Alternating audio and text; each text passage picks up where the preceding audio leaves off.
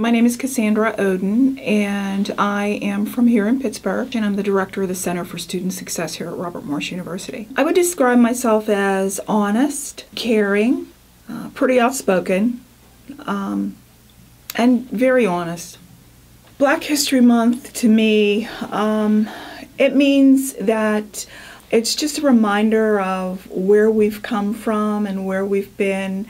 And, you know, I was here during the civil rights, so for me, Black History Month is very, very special. It just means that, you know, we have something to be thankful for. It shows that we've come a distance. It doesn't mean we've arrived, but we have come quite a distance, and, you know, I'm proud to be a part of it. You know, growing up during that period, back in the 50s and the 60s, I can remember when I was a little girl, and we would go away for the weekend and we would do things. And I can remember my grandparents, before they would pack up the car, they would, you know, they would pack like a basket or a shoebox of food, because we couldn't really stop at restaurants. They weren't open to everyone. So, you know, I remember those things. And then I remember, you know, stopping along the road to go to the bathroom because we weren't welcome to use the bathrooms that were available.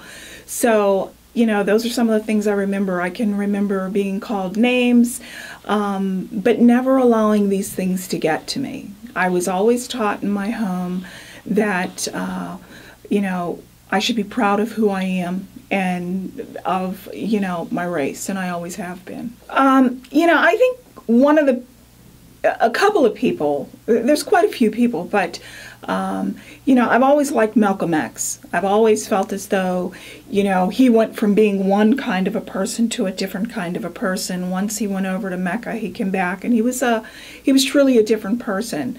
So he thought about things, and he was able to change his attitude towards things. So he means something to me. Of course, Martin Luther King means something to me.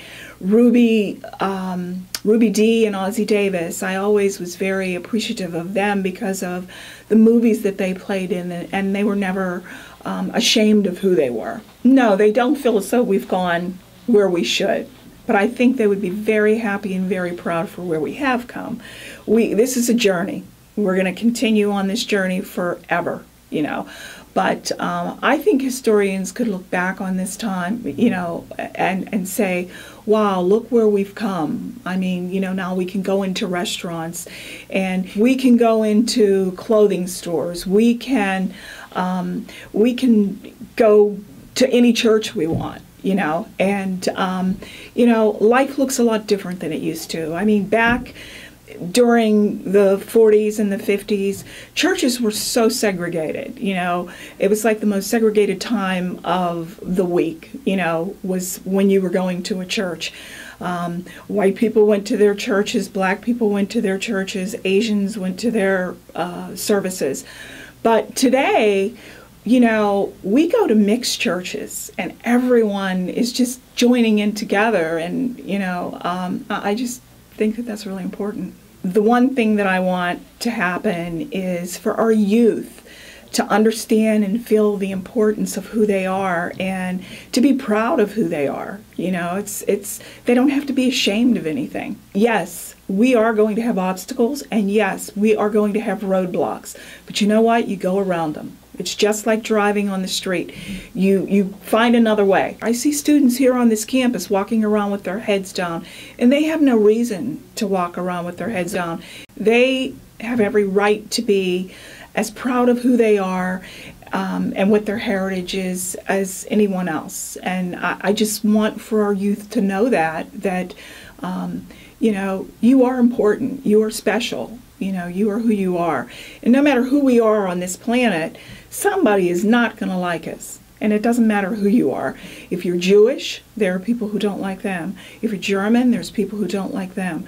So it doesn't matter if you're African American or who you are. There's always going to be people who do not like you for some reason. It might be your religion.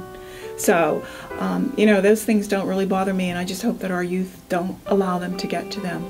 And no matter what someone tells them, you know, it's really important. So I think that's my main message, is to get it out to the youth that, you know, you are special, You are important. I want my students to know you're definitely important to me. So, okay.